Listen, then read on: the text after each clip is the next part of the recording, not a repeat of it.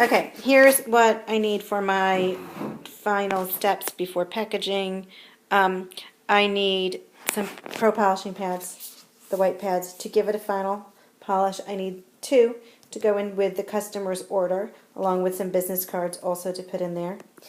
This recommended care sheet goes in with the customer order, and this is the organza bag that I am going to use. I have a bunch of different colors. I order those through NashvilleWraps.com. I don't know if I sent you that link, but I have pink, purple. This is the only polka dot one I have, but my company colors are brown and green, so I tend to use the brown and green ones. And then these are the sunshine cloths. Sunshine cloths actually come in this large size, and I cut that large size into thirds so that I end up with this size. I also need jump rings. These are the jump rings that I use for my jewelry. It's a 16 gauge jump ring, and 4 millimeter is the size.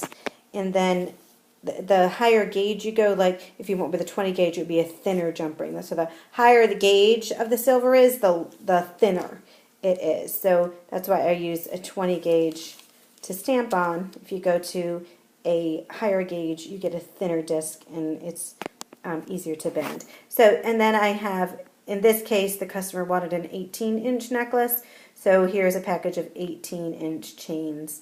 So I'll be taking a chain out of there to string my finished disc on. So there are my discs right there. That's everything that I need to go. I wish I could pause this. I'm just going to set it down, and I'm going to take you through the whole process. I wish this was up higher. But anyway, I'm going to go disc by disc and let you see what it is that I do.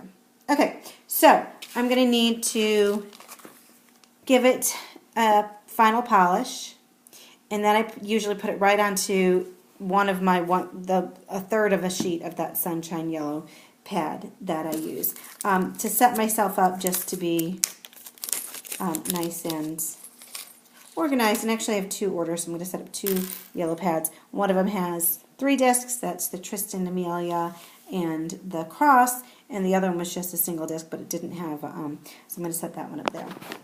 So now I have my jump rings ready to go, 1 disc and 3 discs.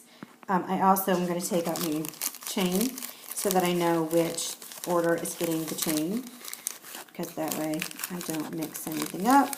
Usually I'm doing between 4 and 8 orders at a time, and so if I set it up ahead of time, I'm more successful. Like I actually have 2 more orders I could have been doing with this, but so there's my chain. That's the necklace with the 3 discs that gets the chain. The other one was disc only, no chains getting sent with that. She's a previous customer. So there are my, I forgot to tell you about the pliers.